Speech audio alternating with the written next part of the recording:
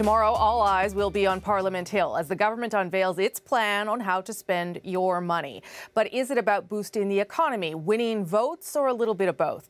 Tonight, CBC News has learned some key details of the budget, including two big themes. There will be a new approach to government spending with a focus on getting more women into the workplace, including a new parental leave plan.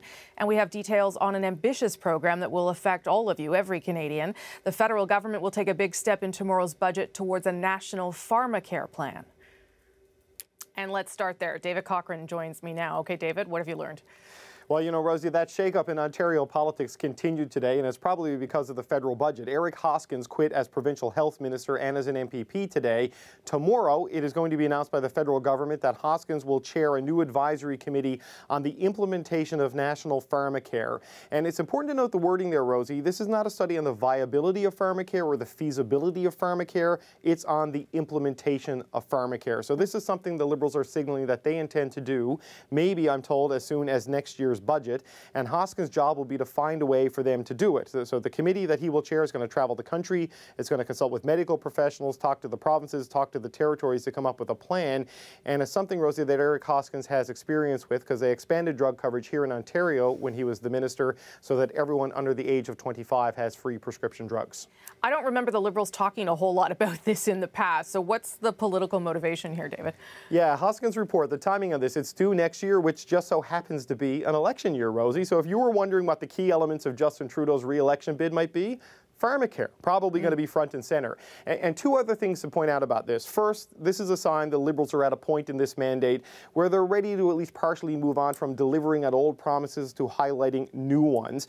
And second, pharmacare has been a core promise of the NDP for years, and the Liberals have been deliberately trying to barge in on the NDP turf to capture more and more of that left-of-center progressive vote. So pushing forward a national pharmacare policy absolutely continues that trend, especially when you consider that the new NDP leader, Jagmeet Singh, says that pharmacare will be a core part of his election pitch to Canadians. So once Hoskins delivers his pharmacare plan, we'll be able to see if it's good policy. But right now, it sure looks like good politics, at least for the federal Liberals, Rosie, because I'm not sure how losing their health minister this close to an election is good news for the Ontario Premier Kathleen Wynne. No, but puts the squeeze on the federal NDP. You're right about that. David Cochrane bringing us some of tomorrow's budget news tonight. Thank you for that.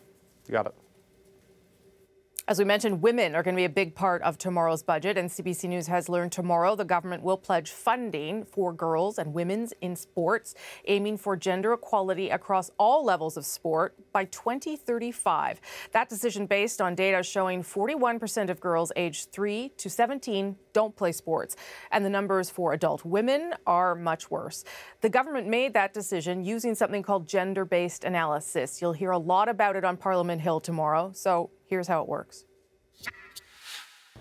When the Prime Minister and the Finance Minister come down these stairs tomorrow with their budget in hand, it will have been done with the help of gender-based analysis, or as it's known here in Ottawa, GBA. Meaning what exactly?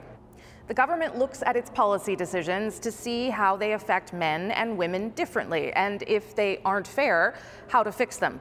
Although this government also applies that notion to areas like age, ethnicity, sexual orientation, and Indigenous peoples. The government did attempt this last year, but the difference this time, sources say, is the Finance Minister and the Prime Minister made it clear to their colleagues in order to get funding and projects approved, this analysis was required. The why is pretty easy. To grow the economy, which the government wants to do, more people need to be working. One Royal Bank study says getting as many women working as men could boost Canada's economy by 4%. So just how do you do it? Well, the government's attempt at this last year brought things like the Canada Child Benefit, a consolidated tax credit for caregivers, and an extended 18-month parental leave. In this year's budget, look for other things. Money to push women into leadership roles, encouraging them to pick up new training and skills, and trying to get more women into STEM, science, technology, engineering, and math. The economic arguments for doing this are well documented, but there's another reason too, and that's pure politics. This self-declared feminist prime minister knows that women were part of his key to success in the last election, and they will be in the next one too. And Bill Morneau got a little bit of advice developing tomorrow's budget, well, a lot, but this piece of advice he got from Sweden. Arnella Ayed traveled to Stockholm to understand their experience in closing the gender gap.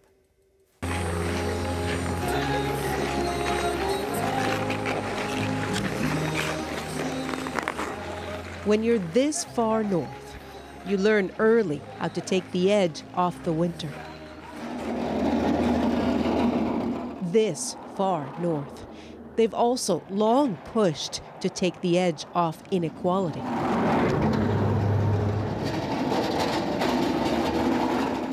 They prioritize the plowing of sidewalks when it snows here because women are more likely to walk or take the bus than men, who are more likely to drive. It's the result of so-called gender-responsive budgeting, a way of looking at the landscape of government spending to ensure it's distributed equally. And I think that something that was very challenging or was very difficult to understand 20 years ago is now totally natural. Sweden has never been ranked lower than 5th in the world when it comes to equality. In fact, in the overall picture, it's managed to close the gap between men and women by more than 81%. Last year, it was ranked first in the world in terms of the number of female ministers sitting in this parliament, including the finance minister, who agreed to sit with us to talk budgets. Hello, Minister.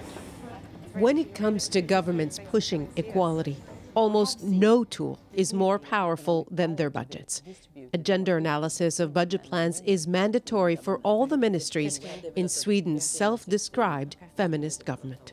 Gender budgeting will never solve the problem if there is not a political will. But a combination of a political will to change society and gender budgeting, then you can do changes.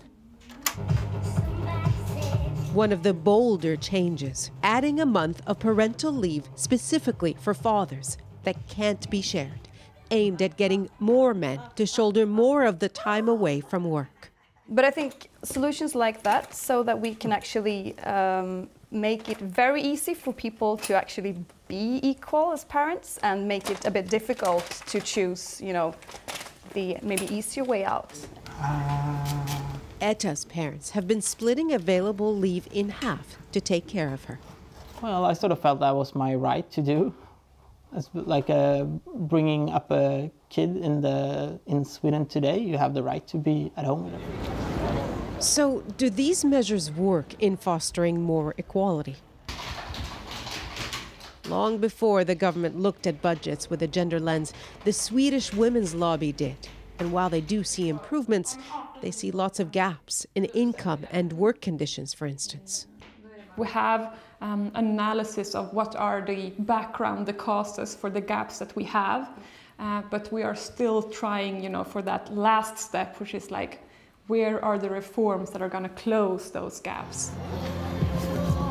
So even this far north, even this far ahead of most of the world, there's still much more work to do. Nalla Ayed, CBC News, Stockholm.